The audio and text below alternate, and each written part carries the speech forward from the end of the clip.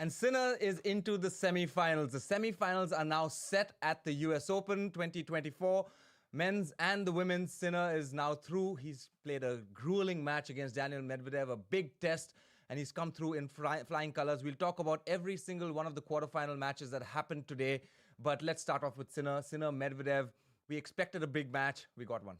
Yeah, and I think this was the match of the tournament. What we saw right now is why Sinner is a Grand Slam champion, why he is so good on the hard courts, and he's really come of age. And now, he's got this head to head with him. So I think he's really owning the stage now, and he's the man to beat at US Open for sure. Yeah, 6 of the last 7. 6 of the last 7, he's beaten Daniel Medvedev. The only time he's lost is on his least favorite It's the surface only on time grass. Daniel Medvedev looks out of sorts is when he plays Sinner.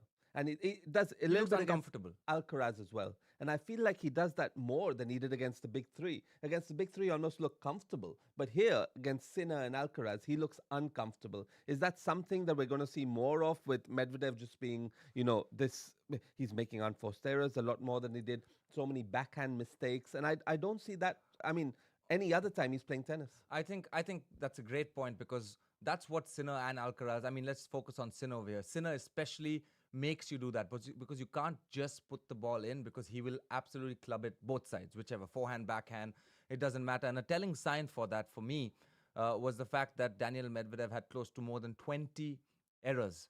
We're not talking about the forced error, Yeah. the unforced error, but just in the error count, he had more than 20 than Yannick Sinner. I think 57 for Medvedev, 38 for Yannick Sinner. And for me, that is a sign for Medvedev panicking. And the backhand errors. That's what worried me the most. He never misses a backhand. We spoke about it yesterday. Zverev missing so many backhands. But, Medvedev just doesn't miss a backhand. And he looks so out of sorts every time he's changing direction. Every time he's trying to go down the line, he's missing balls. Forehand, trying to overpress it. And, one of those times when you're playing and if you landed a bit short, you're in trouble. He feels like that against Sinner. Yeah, and I do think that the one thing Sinner is doing incredibly well is he's making players make a tough decision on practically every shot because you can't just roll it in on either side. He doesn't have a glaring weakness. He's serving incredibly well. He's got this robotic type, I'm going to move on whether I win the point, whether I lose the point, and stick to my game plan and just keep on going on with it. And, when someone can constantly put you under that kind of pressure while having incredible weapons on both sides. I think that's ultimately why Sinner came through. Now he's into the semifinals. You have another word on it? No, I just think that he's the best ball striker in the world. Pound for pound, he's the best ball striker the game has probably ever seen. And I say that from both sides. When we talk about ball striking, it's just how hard he hits that ball. TV just doesn't do justice to how hard he hits that On ball. a consistent basis. On a consistent basis from either side. Now, when I say that, it's with respect to Rafa's forehand, Roger's forehand, Alcaraz's forehand. It's just very different, right? But he hits the ball pound for pound from both sides equally hard. Hardest that I've probably ever seen on a tennis Hardest court. that we've ever played against, ever seen. It's just consistently. Examples of other big hitters would be, Marat Safin. But those guys are still rallying, putting the ball in the court. They have acceleration. Alcaraz has injection of pace. Sinner is just consistently. Back in the day, look at Agassi, for example. Used to say he hits the ball so hard of both sides, and he's the modern day Agassi. He's the modern day. He's just that. Agassi used to take the racket out of your hands. Sampras served, Agassi returned winner. Sinner doesn't maybe return, as well as Agassi, can I say, from the baseline, but he hits the ball as hard. Different kind of. And here are the places where Sinner has improved. One is consistency. Yes, he continues to hit the ball big, but now he's missing a lot less. The second thing is obviously he's coming in a lot more. So he knows how to get Medvedev out of that backhand or backcourt situation. He's coming in over 30 times. He's winning over 90% of the times he comes in. Similar to how, again, is Sinner the best volleyer in the world? No, he's not. But when he comes in on his own terms. And he's playing tennis absolutely on his own terms. And that's why he's, that's why he's so successful. But should we now talk about who Sinner is playing now? Because Draper has played a peach of a tournament. Yeah. Just a quick word on Darren Cahill as well, if we can talk about that. Like how he's kind of added that influence. And of course, we talk about him having an impact on Agassi. We talk about him having an impact on Halep. And now with Sinner, he's taken them all to world number one. And And that's Leighton Hewitt. and Leighton Hewitt. But I'm talking about recent. I mean, we talk about all these people; they've all been world number one. So that's credit to Darren Cahill for the way he thinks of tennis. I think he's one of the best minds Yeah, in tennis. I for think sure. he looks at a player, has a vision, sees what their strengths are, and sees the addition to their I game. mean, Not Halep, I can't really comment because it's a different sector. But Sinner, Agassi, and Hewitt, how much did they improve their serve and their ability to make balls over? Like you said, their consistency and their serve improved so much under Cahill. Yeah, and talking about coaches, we will be doing another complete segment on coaches of 2024, the coaching relationships between players and coaches. And we're very excited about that piece. We'll be doing it later. But let's talk a little bit now about Draper. Draper, de Minaur. I mean, 3 straight sets is not what I expected, but Draper coming through the semifinals is not shocked you. No, it's not. And I think, and now I'm going to put him as a very, very tough match for Yannick Sinner. I think he's going to be a very different matchup. He's a lefty. He's coming in with different angles. He takes over the court differently. And just when you thought that Andy Murray's gone, he's a different Andy Murray. He's not the UK version of Andy Murray. He's not that. I mean, he's got a lot of different shots to offer. He plays high risk tennis. He takes the racket away. He hits the ball so hard. So hard.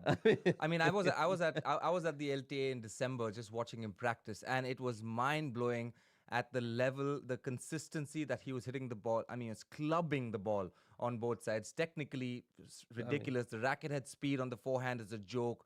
The racket head speed on the serve is a joke. He's an athlete. He can volley. He can come in. He's electric. And now when he's better mentally. And he's better. Unbelievable The mentally. one thing that was lacking in Jack Draper's game was his mental attributes. And now it's fine. He's absolutely fine. He beat de Minaur. That was probably the toughest match he was going to. And he wasn't. We talk about de Minaur not being 100% fit. Draper wasn't 100% fit. He had to strap his leg at the end of the first set as well. He did. And I wonder if that's going to become a problem. But I will say this. The last player to win 14 straight sets, Draper's now won 15 straight sets. Wow. The last player to win 14 straight sets at the US Open, Emma Raducanu. Wow. So can that dream continue? It can. It can. And they both play very high risk tennis, though. That's my issue. And, Emma Raducanu didn't have to beat a top 10 player to win the US Open. Jack Draper has to beat a few now. And he's got to beat them consistently. And we're talking about Sinner, who's world number one, and then Tiafoe Fritz in the final. Yeah, so talk about taking advantage of your draw once somebody like Alcaraz loses. And Draper has done, I mean, right as Alcaraz lost, he's beaten Botic. Now he's come over here against a person who he's never beaten, Alex de Minaur. Yes, was Alex de Minaur 100%? No, he was not. No. Everybody knows that. Draper acknowledged that. But he's just out there taking care of business. The hamstring, for me, is it going to be a concern? Because while we said he has improved a lot mentally, the one part was physically as well, because we did see him default some matches earlier. Quite a few. He's only 22. Yeah. He's only 22, so his learning curve is going to be very steep for the next few years. Yeah. But the quality that Jack Draper is bringing out, he does have the game to beat any top player on his day. Yeah, and I think that's going to be, I think we can guaranteed, and that's what I said at the start of the week, that it's guaranteed that he's going to be a very, very good player. I think he can actually win the tournament, but now this match against Sinner is a real test. It's a real test. So are you, for the big time, are you top 5 in the world? Are you going to show me that you're top 5 in the world? This is Draper's biggest match of his life. Are you going to show me that you're going to be a consistent Grand Slam, contender? And and Andy Murray did that before he got in the top. And that's a very big difference between being 20 in the world. But I also feel like let's not burst the Jack Draper bubble by making comparisons. I know, and I know we did that it with Kyle Edmund and we made a mistake. I think comparing anyone to, you're talking about an all-time great. Yeah. You're talking about a top 10 player of all time, arguably, maybe top 20 for sure. And you're talking about someone who has been so consistent for so long, over a decade. What I mean to say is he should be in the Rublev, Zverev, Tsitsipas. He should definitely be in that Is he in category. there? He's not in there yet. Can he be in there? Yes, he can, but he has to prove to me he can do it time and again. And this is his first test. This is his first test. He's gone into the semifinals without losing a set, playing hot tennis. Yannick Sinner, Draper, that's going to be the semifinals that we see from the top half. Let's shift our attention to what we saw with the American. Jessica Pegula up against Iga Swiatek in that quarterfinal match. Coming in, Swiatek's the favorite. Coming in, everybody's wondering, is Pegula going to lose her 7th quarterfinal in a row? She's never made semifinals. And what a performance. Yeah. I think that was one of the things that really stood out today was Pegula's performance. Pegula's performance from the baseline was a treat to watch. She was playing immaculate tennis, and the belief to come out like that and to beat Iga Swiatek. I mean, she's winning every big point. She's winning every baseline rally. When she was dominating, she was serving just as well. She was hitting forehand winners pretty much at will, and that's something that I almost thought that was Iga Swiatek. That was I mean, that's a different version.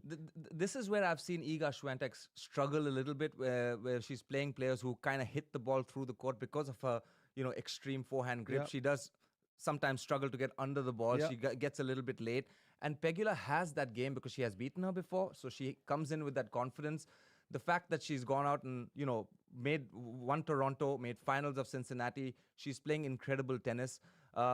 One thing I do want to say, the fact that she missed 6 events due to a rib injury, do Yeah. you think she's fresher now? I think so. And I think she did it smart. I think she realized she doesn't have the best time to probably take some rest on that. On the clay season? It's probably the clay. So she missed 4, and then she missed the French, and then she came back, and she's looking so good right now. She's looking like, she's ready to win the tournament, fresher than everybody else. I think, I just think insane effort by somebody like Jessica Pegula because, And problems for Iga, right? yeah, problems for Iga. Problems for Iga.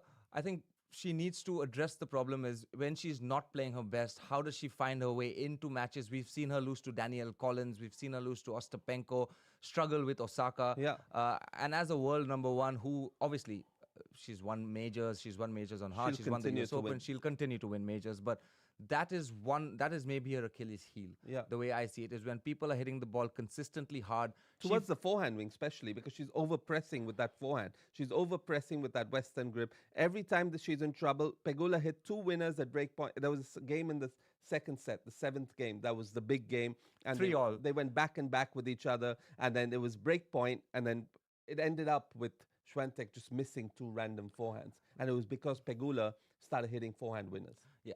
And now one thing I will an unbelievable effort by Pegula. The next match, Mukova.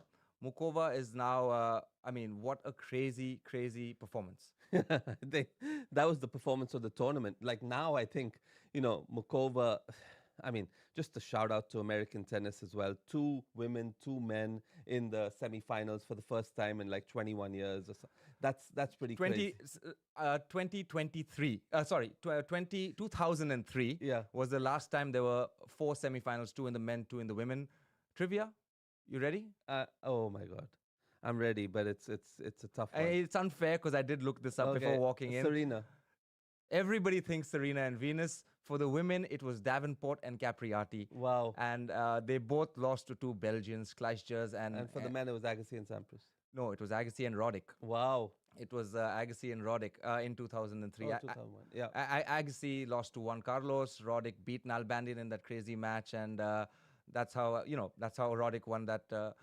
Roddick won his But now first we and have only major. Tiafoe, Fritz, Pegula, and Navarro.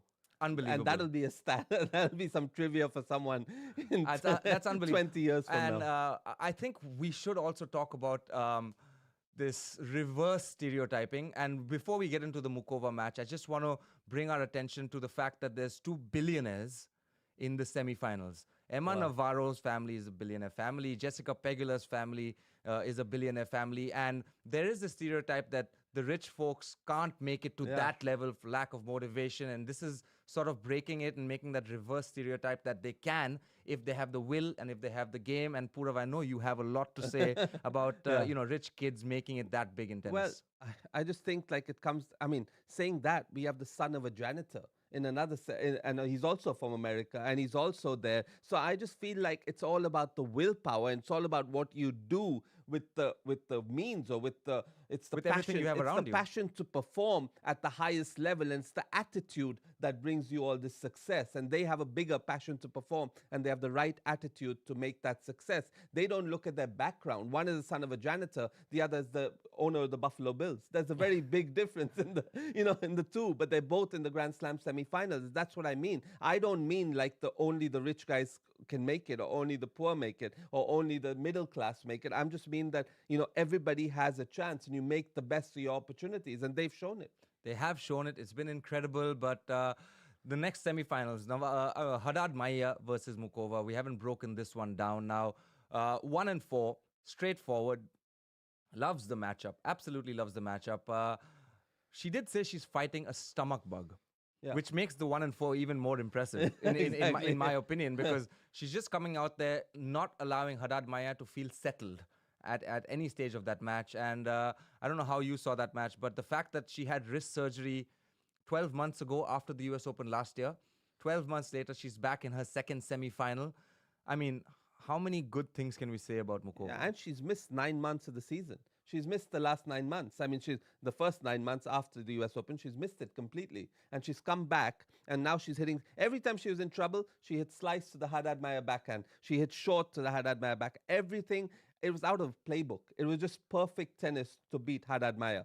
Everything was perfect. She hit the ball deep to the forehand. She attacked to the slice to the backhand. I mean, everything was just made for her to be, to win this match. Yeah, and tennis is so much about matchups. She now owns the match, the head-to-head 4-0. It's just something she's comfortable with. Whenever she steps into a match, she knows exactly what she needs to do, Yeah. what she needs to make sure that Haddad Maia cannot do.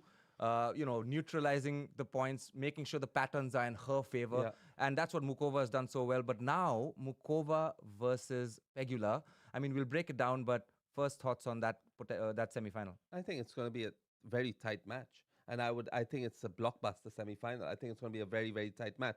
The winner of that match is, into their into their first US Open final. But Mukova and Pegula, this is a match of such two very informed players. Now, how well can Mukova slice? How well can Pegula hit the forehand? That's something I've got to see. How much does the crowd play a part in this match? And can they be can there be a women's champion and a men's champion from USA?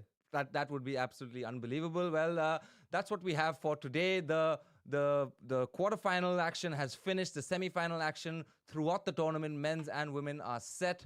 And I hope you guys enjoyed the action. Hope you guys enjoyed what we're talking about. Like, subscribe, share. I don't know if I said that in the right order, Yeah. but do it anyway if you guys are enjoying it. And let us know. Let us know if you want us to talk about any other subjects. We will be talking about the women's semi-final. That's what we have next. And it's going to be a great one. So thank you guys once again for tuning in, and see you later.